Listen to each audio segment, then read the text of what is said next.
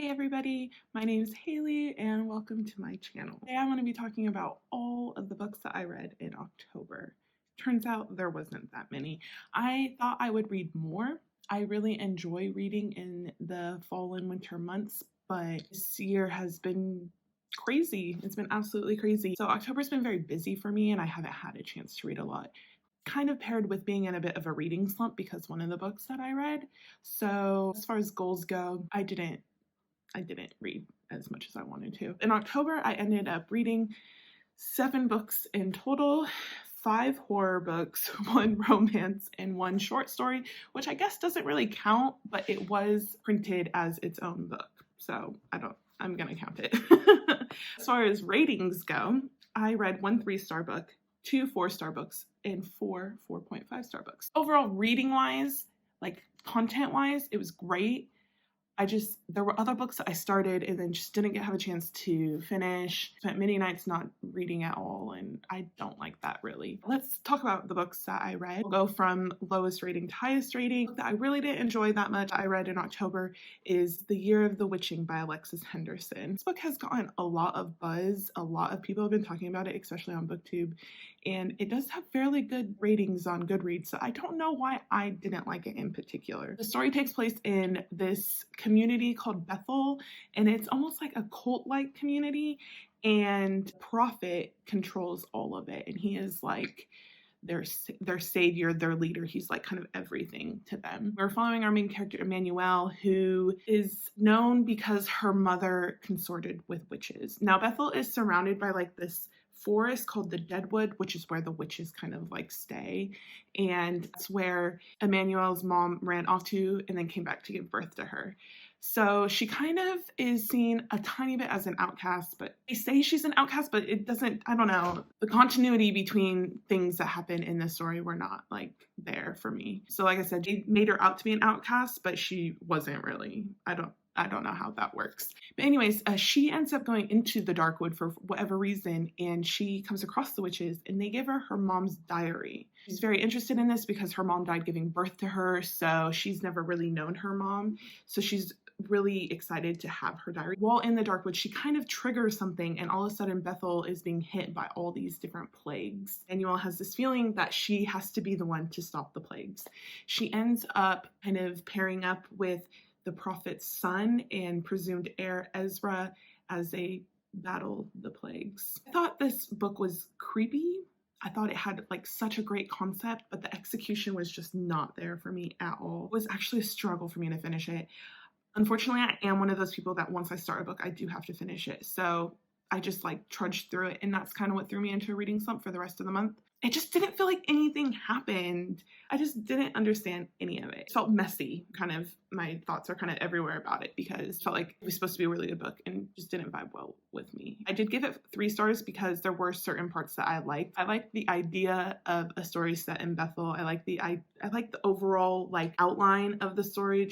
I just didn't think that there was a lot there to make it an actual story. So I ended up giving that one 3 stars. I have seen a lot of people really enjoy it though, so maybe don't take my opinion as gospel because clearly like an outlier on this one. Moving into my 4-star read, I read The Roommate by Rosie Danan. I read this for a vlog that I did, which I'll link up above, but this is a story of Clara and Josh. And Clara is a uptight New York City socialite, and she moves to LA to move in with her childhood best friend who she's in love with, and she thinks this is their chance to get together. When she gets there, she realizes that he's left and he's in some band and they've gone on tour. He's gone, and he has sublet his room out to this guy, Josh, and now they have to live together. The thing is that Josh is an employed porn star. And so he kind of makes Clara feel uncomfortable, and it is a romance, so obviously they get together. And I just really, really enjoyed this one. I really love a forced proximity trope. And I also kind of like the trope of somebody being uptight and the other person not being uptight. I like that. I know some people don't like that, but I really enjoyed that. I thought Clara and Josh had such great banter. I loved the themes of like sex positivity and not judging people based on their employment and stuff like that. I really, really liked that aspect of it. I do think that Clara and Josh just vibed really well for me. I really enjoyed their story as their relationship kind of unfolds. The one thing that I didn't really like about the story is that a lot of it felt very unbelievable to me. So we have Clara, who's kind of uptight, as I said, and we have Josh, who's kind of not uptight, and they just had some of those like really unbelievable romance plots, like let's like kiss, but let's not, take anything from it. And it's just like, that doesn't, maybe that happens in real life, maybe it doesn't, but it's just really unbelievable. And I just feel like it's a bad way of pushing the story forward. Besides that, I thought it was great. I thought it was funny, and I just ate it up. I think I read it in like a day. Was really into it. Really enjoyed that one. I gave it 4 stars. So my next 4-star read is Devolution by Max Brooks. This story is told as found footage. So it is told through a series of journal entries that were found at the site. It's also interspersed with interviews, newspaper articles, segments from books, stuff like that, to really kind of like give this like full story of what happened. So basically this story revolves all around this like ecotopia community that is in Washington state. And when Mount Rainier erupts, they become isolated from everyone. Like their roads are cut off, their radio and phones are cut off, stuff like that. So they're really just like hunkering down, trying to get through it until they can get access to somebody to come and help them. What ends up happening though is like a group of Sasquatch starts stalking them and kind of terrorizing them. I loved this. I also read this for that vlog where I read The Roommate, so I linked that earlier. So if you're interested, you can go check that out. But I loved this. The pacing was so good. Like it starts off really slow and then it kind of gets like a slow burn, like simmering, suspenseful type thing. And then just at the end, it just blows up and everything happens all at once. I really loved the ending. I thought the pacing, I thought the suspense, the horror, all of it was just done so well. I also really appreciated that there was great character development in it. We're being told the story through the journals of our main character, Kate. And when we first meet her, she's kind of shy and timid, but as the story goes on, she really finds herself and she finds that strength and she becomes the heroine of the story. And it's just, I loved that part of it. When I first started, I was like, why are we following Kate? She's obviously gonna be the first to die. Turns out not. I don't know if that's a spoiler, sorry. Really, really enjoyed it. I've never read anything by Max Brooks, so now I'm thinking I might go back and read World War Z, which is like his first book and I think probably his most famous one. So now moving into my 4.5-star books. The first of those that I read was The Only Good Indians by Stephen Graham Jones. Felt so many things reading this book. It is a native folk horror and it follows these 4 friends in kind of a dual timeline type thing. When they were younger, I'm going to try to do this without spoiling it, but when they were younger, they did something that was not right. And then now as they're adults, they're being haunted by something that is taking revenge on them for the thing that they did when they were younger. This book is so creepy. It is so creepy.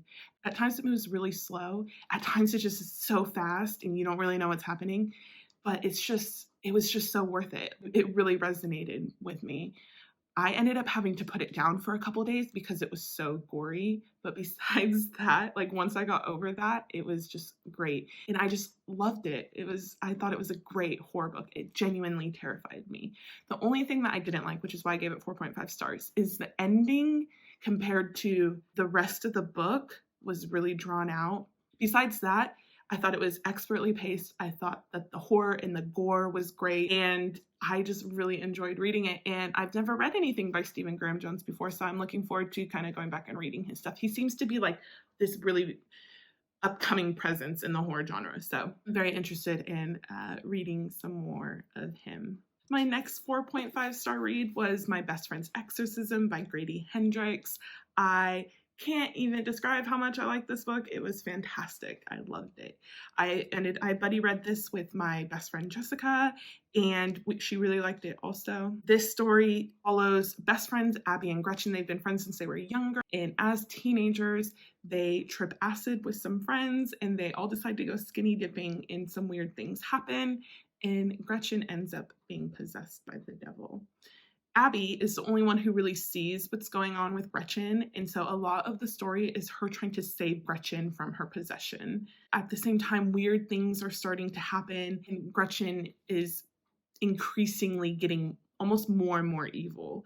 Abby really feels like her time is running out to save Gretchen. I thought that this was a fantastic horror, and it is horror. It scared me. Parts of it really scared me. It has an 80s horror movie vibe, so a bit camp, a bit dramatic, but ultimately very scary and very gory, as you can tell by the cover. One thing I really loved about it is there's just this creeping sense of dread through the entire thing. Like, you really just feel on edge. It was just really well done. I ended up giving it 4.5 stars because at the end where the exorcism takes place, I did think that was a bit drawn out. At times, I kind of lost track of what was happening, and it was hard for me to kind of like picture what was going on. Besides that, everything about this book was a success for me. I am so into it. And kind of a running theme with this video, I've never read anything else by Grady Hendrix, so I am looking forward to reading more by him. He has written one that I'm particularly interested in called Horror Story, where it's a horror and it's almost set in like an IKEA-like setting. So I'm very interested in that one. I really liked this book. It was such a great reading experience. I liked it so much that I actually got it as a birthday present for one of my good friends. And I do think that this is definitely going to be one of my favorite horrors going forward. Next, I read Mr. Salary by Sally Rooney. This is the one that I mentioned that is a short story, but it's been printed and bound as its own book. It's very small. I gave this one 4.5 stars because I loved it. I really, really, really like Sally Rooney's writing, and this just felt like Sally Rooney. Like, it was so expertly written. It's a short story about Suki and Nathan, and they have quite a large age gap, but they're very close. They used to be roommates, and they've kind of always had this attraction to each other that's never really turned into anything, but ultimately they just care so much about each other. This story is kind of like a snapshot in time, and at this point Suki's mom has died, her father is in the hospital with cancer, and she relies on Nate to be supportive. I don't even know how to describe it. I just really liked it. For a story that was only like 40 pages long, it really just stuck with me. It really just gave me all the feels.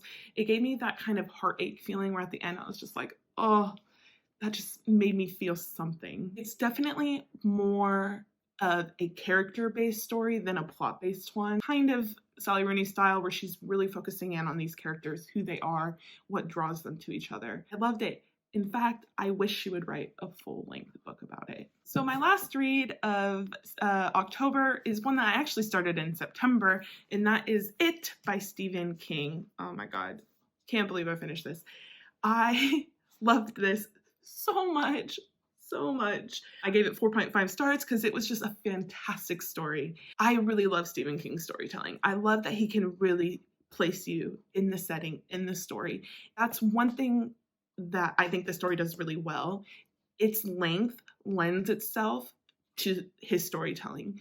He really likes to get in depth with his characters and their backstories, and obviously, he's done that in this, and I really liked it. This story is all about Derry, Maine, and there is a paranormal spirit creature type thing that is haunting the town and eating/killing its children. The Losers Club, which is like a group of 7 friends, come together to battle it as children and as adults. More than just being a horror, this is such a great story of friendship. It really portrays youth and innocence so well. I just really enjoyed reading it. I really felt in the story. I loved all the details. I loved all the backstory. I loved how we get like a history of the town also, and it just felt like a world that you're in almost. The length did start to get to me, especially towards the end, and there were parts of it that did drag a little bit, parts that I didn't think were necessary for the story but were included.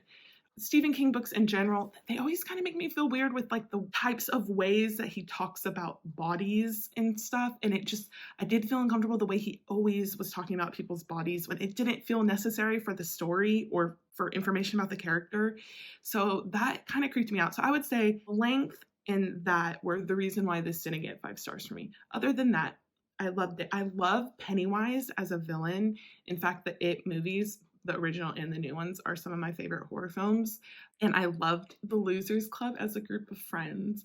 And in fact, I also really liked the ending of this. I know Stephen King, we kind of make fun of him for not having great endings, but I really liked the ending of this, and I thought it was really good. It kind of wrapped it up nice and neatly with those themes that are kind of present throughout the entire story. So I just really like this. I think it will be one of my favorites. And I'm just like very proud of myself for finishing it also. So those were the 7 books that I read in October. Next month is Nonfiction November, so I'm hoping to do a little bit more reading than I did this month. We are also going into lockdown in the UK, so maybe that will give me a chance to kind of like catch up on my goals a little bit more. Other than that, if you've seen any books in this wrap-up video that you've read or you want to read, or that you would suggest based on what I've read, I would love to hear from you in the comments below.